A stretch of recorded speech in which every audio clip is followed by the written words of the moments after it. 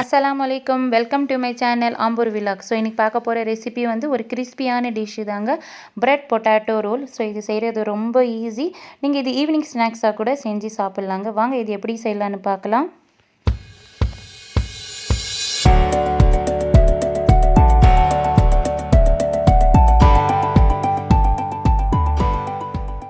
நான் வந்து ஒரு 3 பொட்டாட்டோவை நல்லா வேக வச்சு இந்த மாதிரி கையால் வந்து நல்லா மேஷ் பண்ணி வச்சுருக்கேன்.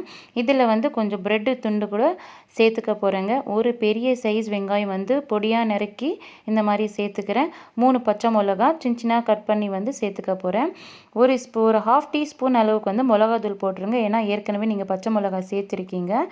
ஒரு 1/2 டீஸ்பூன் அளவுக்கு வந்து மல்லித்தூள், ஒரு சின்ன ஸ்பூனில் வந்து கொஞ்சம் பெப்பர் கூட ஆட் பண்ணிக்கோங்க. 1 டீஸ்பூன் அளவுக்கு வந்து ஜிஞ்சர் கார்லிக் பேஸ்ட்டு ஆட் பண்ணிவிட்டு தேவையான அளவுக்கு உப்பு கூட இதில் சேர்த்துருங்க. இது எல்லா இன்க்ரீடியண்ட்டும் நல்லா மிக்ஸ் பண்ணுங்கள். முடிஞ்சால் கையால் நல்லா மாவு பிசைக்கிற மாதிரி இந்த மாதிரி பிசைஞ்சு ஒரு சாஃப்டாக வர வரைக்கும் பிசைங்க. இந்த மாதிரி பிசைஞ்சிட்டு ஒரு ரோல் இந்த மாதிரி எடுத்து வச்சுருங்க. இப்போ வந்து நான் ஒரு கடாயில் வந்து 1 கிளாஸ் அளவுக்கு தண்ணி சேர்த்துக்க போகிறேன்.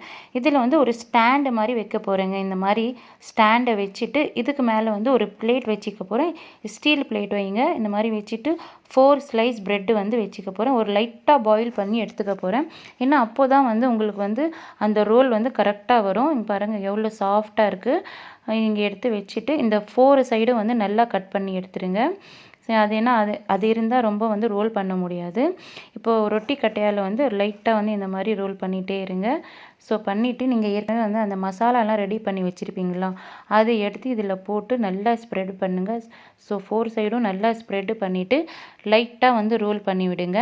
ரொம்ப ஹார்டாக பண்ணிங்கன்னா இது சீக்கிரமாகவே வந்து பிஞ்சிரும். அதனால் வந்து நீங்கள் லைட்டாக வந்து ரோல் பண்ணிவிட்டு நான் ஒரு பவுலில் வந்து எக்கு வந்து பீட் பண்ணி வச்சுருக்கேன். அதில் நல்லா இதில் டிப் பண்ணிவிட்டு இப்போ பிரெட் கிராம்பில் வந்து கொஞ்சம் ரோல் பண்ணலாம்.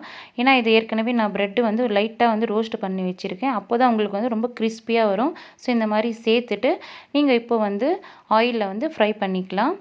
ஃப்ரை பண்ணி எடுத்து நீங்கள் சர்வ் பண்ணிக்கலாங்க. அவ்வளோதான், இது ரெடி ஆயிடுச்சு. இந்த மாதிரி வந்து சர்வ் பண்ணிக்கோங்க. கிறிஸ்பியான பிரெட் பொட்டாட்டோ ரோல் வந்து ரெடி ஆயிடுச்சு.